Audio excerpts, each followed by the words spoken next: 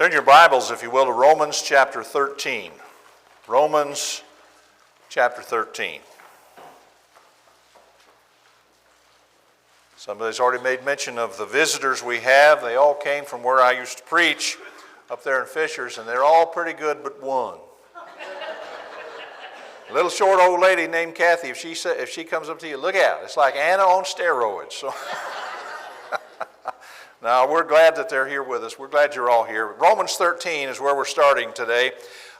We've been studying the book of Romans, as everybody knows. That's been here week to week. And starting with chapter 12, we had the day-to-day practical aspect of Christianity. Up to that point, we had, for lack of better words, the theory of salvation, God's planning behind it. And starting with chapter 12, the day-to-day living of the Christian. In chapter 13, the first 7 verses, it talks about our relationship to civil government. We got a little bit of a kickstart on it last week. We just had a few minutes left and we got started on it, but we didn't get into the text. So let's read those verses and then we'll talk about them a little bit. Paul says, "Let every soul be subject to the governing authorities. For there is no authority except from God, and the authorities that exist are appointed by God. Therefore, whoever resists the authority resists the ordinance of God, and those who resist will bring judgment on themselves. For rulers are not a terror to good works, but to evil. Do you want to be unafraid of the authority? Do what is good, and you will have praise from the same. For he is God's minister to you for good. But if you do evil, be afraid. For he does not bear the sword in vain. For he is God's minister, an avenger, to execute wrath on him who practices evil. Therefore you must be subject, not only because of wrath, but also for conscience sake. For because of this you also pay taxes, for they are God's ministers, attending continually to this very thing. Render therefore to all their due, taxes to whom taxes are due, custom to whom customs, fear to whom fear, and honor to whom honor." In those 7 verses, there's basically 2 primary thoughts that run through that. The first one is to be subject, to obey the civil authorities. That's verses 1 through 5. And the second one is to pay your taxes. That's verses 6 and 7. These are our obligations to the civil government. We'll even touch on that a little bit in the sermon this morning, but a lot of times I'll summarize it by saying obey, pay, and pray. That's our obligation to the civil government. We obey them, we pray for them, and we pay our taxes. But let's just take those one at a time. He says, be subject to the civil authorities, and he tells us why. Why should we be subject to the civil authorities in verse 1? What'd you say? Because God said to. Yeah, God said to do it, but he goes on to explain it. God said to do it, that's good enough, but he goes on to explain why. There is no authority except from God, and the authorities that exist are appointed by God. Now, I want you to think long and hard about that. The authorities that exist are appointed by God. What he's saying here is that it is God's will that civil government exists. It is his will. It doesn't mean, by the way, that God approves of every ruler. We've talked about that in chapter 9 with Pharaoh. God allowed Pharaoh to come to power. And God allowed Pharaoh to persecute the Israelites. He allowed that to happen. So Pharaoh was not someone approved of God, but God allowed it to happen. And nobody comes to power unless God wills it. You're not going to gain power, civil power in this world unless God allows it. And so the powers that exist are appointed by God. He allows those powers to exist. Now remember what Jesus said to I think it was Pilate. Pilate said, "Don't you know that I have power to crucify you and I have power to release you?" And what did Jesus say to him? You have no power except from God. Yeah. Unless God allowed it. Yeah, he said you'd have no power over me at all unless it had been given to you from above. So it is God's will that these civil powers exist, and that's why we need to be subject to them. They give order to society. Imagine what it would be like to live life without civil government. No stop signs, no traffic signals, no speed limits, everybody flying up and down the roads, not paying attention. You come to an intersection and nobody, who's going to stop? I'm not. It becomes a game of chicken, doesn't it? And that's just one example. You just expand that onto other things. It eliminates a lot of chaos. When you have civil powers, you have someone to kind of keep people in check. So our job is to submit to them. Are there any exceptions to this? Yes, if they ask us to do something that's not according to God's will. Yes, Acts 5:29. If the government asks you to do something that's not in harmony with God's will, in other words, to be blunt about it, if they ask you to sin, If the government is trying to get you to sin, then, as Peter said, we must obey God rather than men. In that case, it was don't preach the gospel. If the government came along and said don't preach the gospel, we have to keep on preaching the gospel because God's will takes precedence over human law. That's the only exception. Otherwise, our job as Christians is to submit to those authorities. Now, when Paul wrote this, who's the civil power? Rome. Nero is on the throne. Because sometimes people say, well, what if I don't like the ruler? Well, that's irrelevant. Nero was corrupt. Nero was a homosexual. Nero was a pervert. Nero was evil. Nero persecuted Christians. God says, subject yourself. Understand that we are Christians first and foremost, and we must do God's bidding, and that is his bidding here. Now, there are evil governments. We've talked about that. Pharaoh was an example. Nero's another example. And what that really means is the fact that evil governments exist, it's just that those governments aren't doing what God wants them to do. It's just like churches. There are evil churches that aren't doing what God wants them to do. See? And the same thing with evil government. They're not following God's will. In these verses, we have God's will for us and God's will for the civil government. And both are expressed in these verses. And he says in verse 2, therefore whoever resists the authority, if you've got it in your head you're going to resist the civil authority, you resist the ordinance of God. Think long and hard about that. You're resisting God's will because it is his will that those powers exist. And it's his will that we submit ourselves to them. And those who resist will bring judgment on themselves, that judgment coming from God. So those are some very strong statements that we would do well to take heart. He says, verse 3, rulers are not a terror to good works, but to evil. Now here's where sometimes government gets off track. It doesn't change the commandments at all. We still have to obey the government as long as we're not being asked to commit sin. But rulers get off track. Sometimes rulers terrorize good works. He says they're not supposed to do that. God's will is that they terrorize evil good works. By the way, notice that. Rulers are not a terror. There's a place for government terrorism, if I can use that expression. They terrorize evildoers. They're supposed to strike fear into the heart of evildoers. That's their job. Sometimes in our society it looks like that's upside down. You know, the government lets the evildoers go. Let them continue to do their damage, and that's not correct. That's not right for them to do that. They're supposed to be a terror to evil workers, to those who do evil things. But he's talking to Christians here, so he says in the middle part of verse 3, do you want to be unafraid of the authority? Do you want to go through life without fear of the civil government? You ever notice how people driving down the highway, and if they see a cop, what does everybody start doing? Hit the brake. Why are they hitting the brakes? Because they're breaking the law. You shouldn't have been breaking the law to start with. You shouldn't have been breaking the law to start with. Then you wouldn't have to hit the brakes. Do you want to be unafraid of the authority where you don't have to hit your brakes? Then do what's right. That's what he's telling us. You see how simple that is? Do what's right, and you'll have praise from the same. So the government exists to praise good and punish evil. That's its purpose.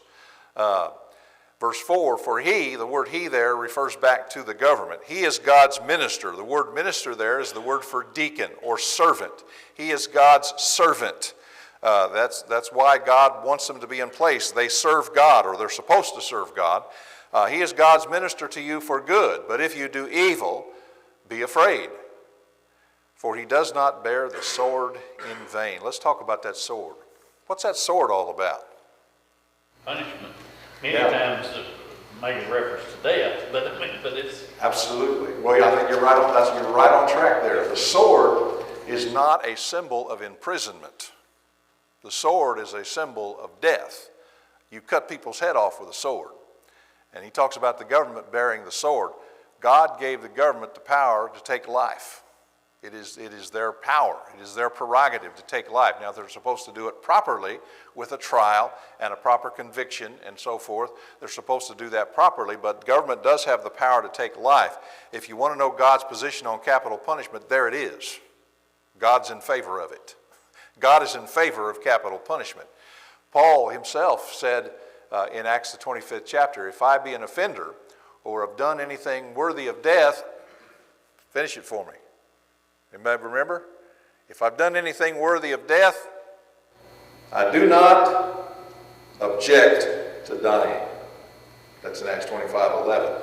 So Paul recognized that they had the power of death. The passage we alluded to earlier, Pilate said to Jesus, "Don't you know that I have the power to crucify you or the power to release you?" And Jesus said, "You wouldn't have it unless it had been given to you from above." That God gave civil government the power to take life. And we're talking about justice here. We're not talking about vengeance. We're talking about justice. They have the power to mete out the death penalty. So the Bible is in favor of the death penalty for criminals. It always has been from the very beginning. Right after the flood, God told Noah and his family, "Whoever sheds man's blood, by man shall his blood be shed." That's right. And under the law of Moses, you were to stone them with stones. If someone committed an offense, if they broke the law, they were to be stoned with stones until they die. In fact, God used an expression, "Your eye shall not pity them." That's strong stuff. And it's easy to read that, but you stop and put yourself in that context. In those days when they executed the death penalty, it was a public execution. And everybody stood around the guilty criminal in a big circle, and they picked up rocks. Not pea gravel, but big bombshell rocks. And they'd throw it at that guy.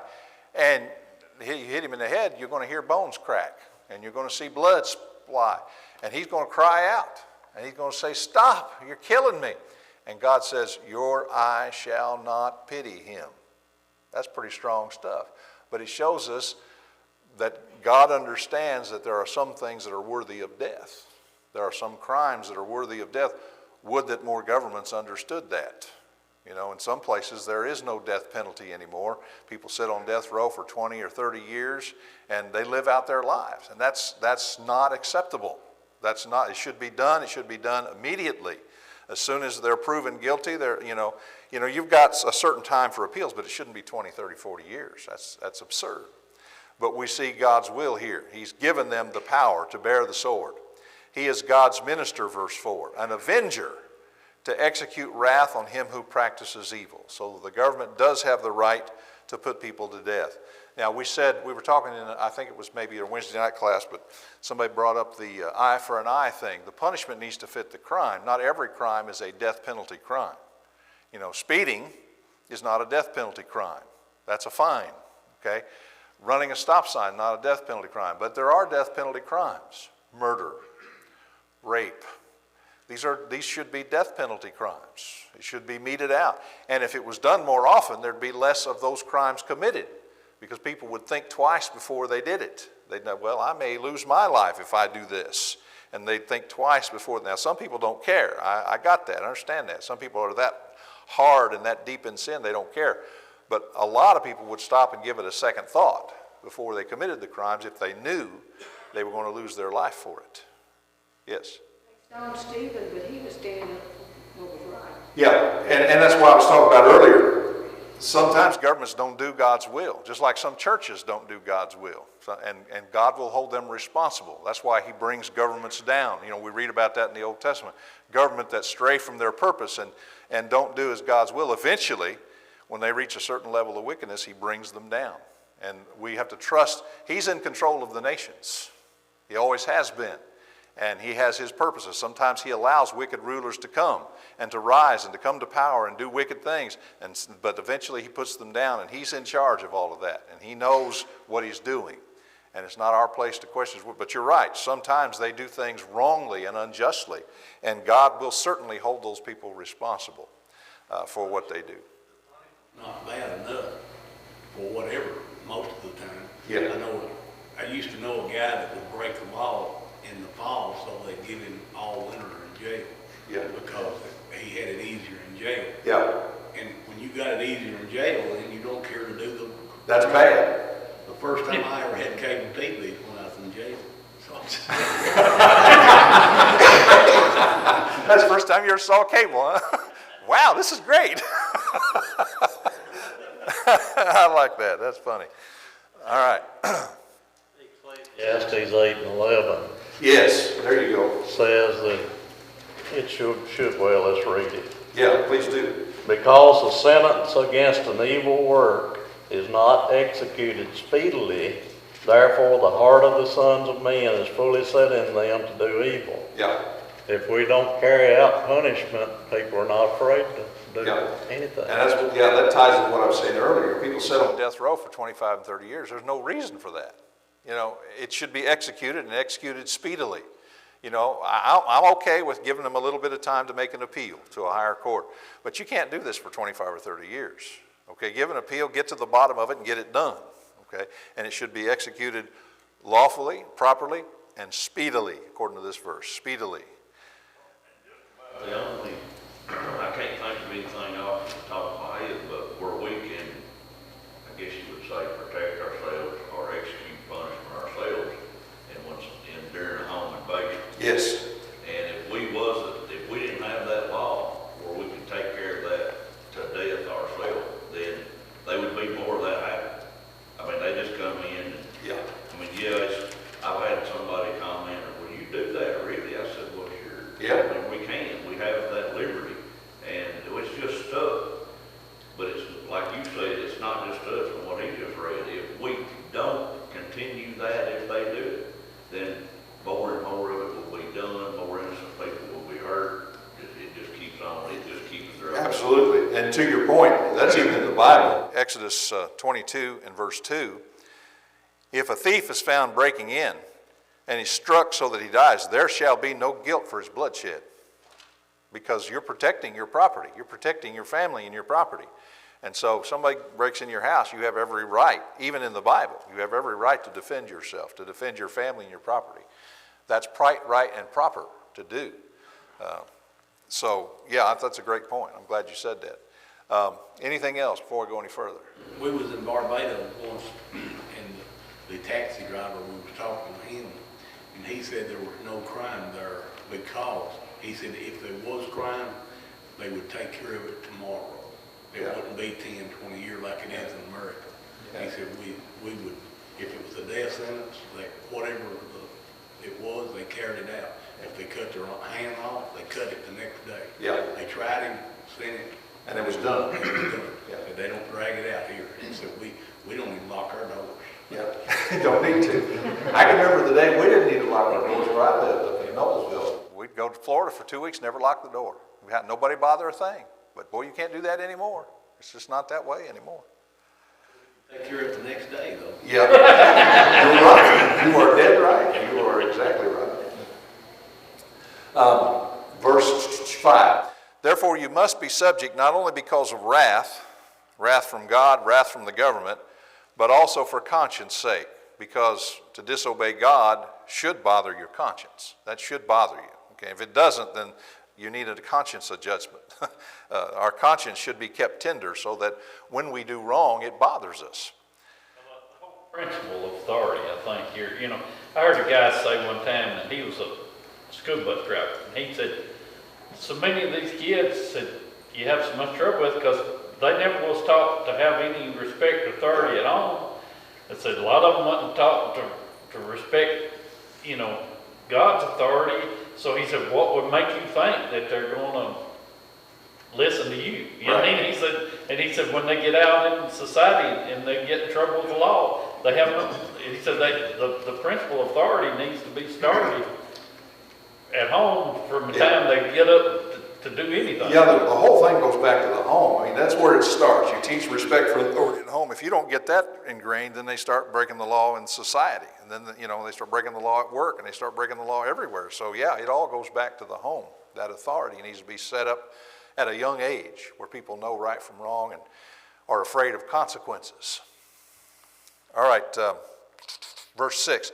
For because of this you pay taxes, for they are God's ministers attending continually to this very thing. So taxes are sanctioned in the Bible.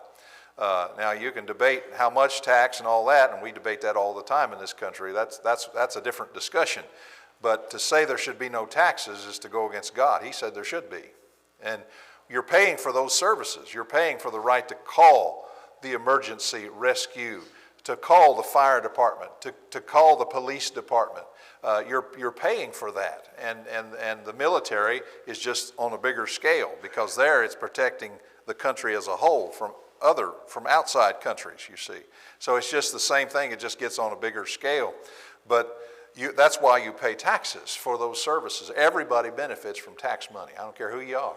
You got here and drove on a road that was paid for with tax money. You have lights in the city that are paid for by tax money.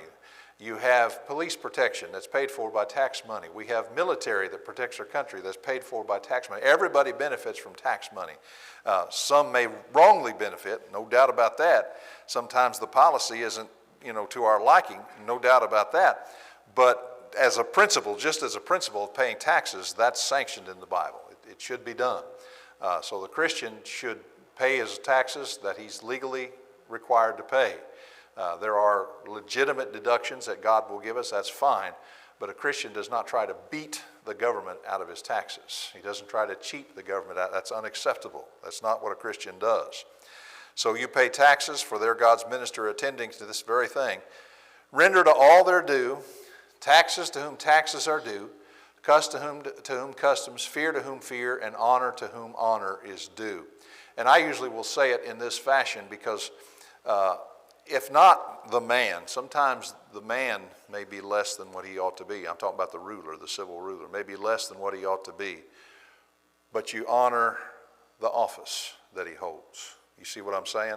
He's holding a office of public trust, and at the very least we can honor that and respect that, even though the man himself may be corrupt, such as a Nero, such as a Pharaoh. They may be corrupt people, but you honor at the very least the office. Okay, that's the first 7 verses. Questions or comments on that? It's pretty straightforward. Yes, Cody. Verse 6, for because of this, does he mean because of wrath or because of conscience sake that you pay taxes? And what's he referencing? I actually think he's talking about the whole section, the first 5 verses, the fact that they are in power, the fact that they punish evil, the fact that they praise good, everything government does, that's what you pay taxes for. You're paying taxes to support that. I think that because of this goes all the way back through the whole section. You follow me? Okay. Yes, sir. In verse 2, I know last week we kind of left off that we was about to overthrow the government. Yeah. So where it says those who resist will bring judgment on themselves. Well, it doesn't say that we'll be judged like Jesus is going to judge them. So if the people sees the need and God sees the need for the people to overthrow the government because the government's so crooked, then in that judgment, is that saying that if it's judged, he will judge it justly for us to do that? Or Well, my take on verse 2 is, he says, whoever resists the authority resists the ordinance of God. You're resisting God, and the judgment, therefore, is from God because you're resisting his ordinance. And Christians should not be thinking, in my view, should not be thinking in terms of overthrowing the government. That should not be in our minds. Leave that to other people. Leave that to others. God will bring the judgment. And if the civil government needs to fall, he'll see to it that it happens. He'll see. And he always judge justly. I mean, it won't be. Yeah, God will We do it know right. what we don't know. Yeah. It'll be, he knows. The whole tenor of these verses is that our job as Christians is to be the best citizens. There should be no better citizens than Christians. We should be the best citizens we can possibly be. Now, I think we also talked about, if you stop and think about it, that's how this country came to be, was revolt. I mean, that's just a fact. I didn't take part in that revolt. That was 250 years ago or whatever. But this country came into existence by the kind of thing you were talking about, by revolt. And perhaps the problem is we don't know because God's not speaking anymore. But perhaps that was God's will, for that to happen. But we wouldn't really, in the middle of it, we wouldn't really know. Is this God's will today or not? We just have no way of knowing that. We might know in the end, in the outcome, it comes out, but we wouldn't know in the midst of it. I don't know if I'm helping or muddying it up. I don't know. or both. Yeah. That's fair. Well, here's where I am. You hear, especially a couple of years ago, where we're hearing all kinds of things. This has happened, different vigilantes, whatever. And the government is so crooked, putting their finger, making us do certain things. So you're saying that Christians shouldn't be thinking about overthrowing the government, but when it comes to pass, if it does again, we're going to have to get on Well, yeah, when that comes, then you're gonna have to make a choice. You're right, there'll come a point, where, at some point, if that happens, you'd have to make a choice. And, we were in the mid, if you stop and think about it, we were in the middle of that, even in this country, in a civil war, and you have to figure, I gotta take a side here, this or that. And people, and this is where we're going to get into Romans 14 in a little bit. Sometimes people are going to make different decisions. That's just, some people are going to make, some will say, I'm siding here, I'm siding there, and we're going to make different decisions precisely because all we got is this information here, and we have to make the best decision we can based on that.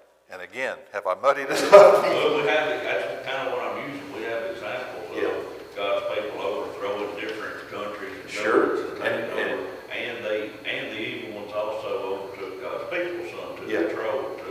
And that was, we can read about where God said, do this. I want you to overthrow this nation. And so that's what we're lacking today. We don't have that where God would say, I want you to overthrow. So I would say, this is me talking here, and try to stay out of it until you can't, and then you got to make a choice. At some point, you're going to have to make a choice, this way or this way. But as Christians, we should try and stay out of it until we can't. Because I think that's the tenor of these verses, to be subject. Is it bad that I already know what side I'm going to? No. I think most Christians are going to go to the side of right, I think that's true. And I can't help, I keep thinking of that song, all the controversy. Try that in a small town. That song makes 100% sense. It makes 100% sense. What the controversy is all about, I have no idea. Because, you go in these big cities and you have chaos, absolute chaos. You don't have it here. You notice that? You drive through town. You don't see those tent cities and all those drug addicts living on the street. You don't see that. That don't happen in these small towns because people got more sense than that. They got more sense. It's all such a shame, but because that goes away from this very principle that we've been studying about. Yeah. That God ordains the civil government so we can have, a peaceful life and not be in chaos. Yeah. And so that, and you think about it, I can't imagine living in a country that's going through war like a lot of people that had to live all, through, how you couldn't, it'd be hard to do anything, and when you have a peaceful government, how much better is it for all of us? Well, and yeah, it is. When you have a peaceful government that's doing what it's supposed to do, things are so much better. Yeah. For the majority of the part, they got, people go by the rules of what the local governments or whatever put in place, and your local governments put in place most of the time, laws and stuff that make sense, and they're pretty much aligned with what we believe. Yeah. When you get in bigger cities, you got laws put into effect that half of them are out here on the sides of the road, or sleeping on the curbs, or got meat on their arm. That's okay in the city, because they pass it where they can. There was a day when people like that were put in jail. Yeah. Or put in an asylum. And that day is gone. But you're right. That used to not be allowed anywhere. You just didn't have people sleeping on the streets. That was. No, it doesn't. Makes no sense. Makes no sense at all. It absolutely doesn't. Right after the Revolutionary War, the Constitution was drafted. It's not a perfect document, but all of our so-called representatives, president on down, swear or affirm an oath to uphold that Constitution. Yeah. They do the same thing in the state of Tennessee, representatives and senators. They swear or affirm an oath to uphold the Constitution of Tennessee and the Constitution of the United States, even down to, I help in an election once in a while. When we take our oath to do what's right in an election, we have to affirm that we're going to uphold the Constitution. Yeah. If everybody followed that, how much better would things be? Yeah. It would be so much better if we just did it. I think that's right. There's a whole lot of politicians who don't carry lights up there. Oh, yeah. Well, yeah, you can almost take it for granted if a politician's lips are moving, he's lying. It's just you can just almost take that for granted. Well, I was taking that for granted anyway, but It's I'm just- saying if they would do what they If they say. if they would do what they're supposed to do, yeah. And of course, this gets back to the whole thing, and when they don't, God will eventually bring them down. Keep in mind, He's still on the throne, and when governments don't do what they're supposed to, He will take care of that. He will. There's no doubt about it. Passage in the Old Testament, how does it goes, righteousness exalts a nation, sin is a reproach to the people.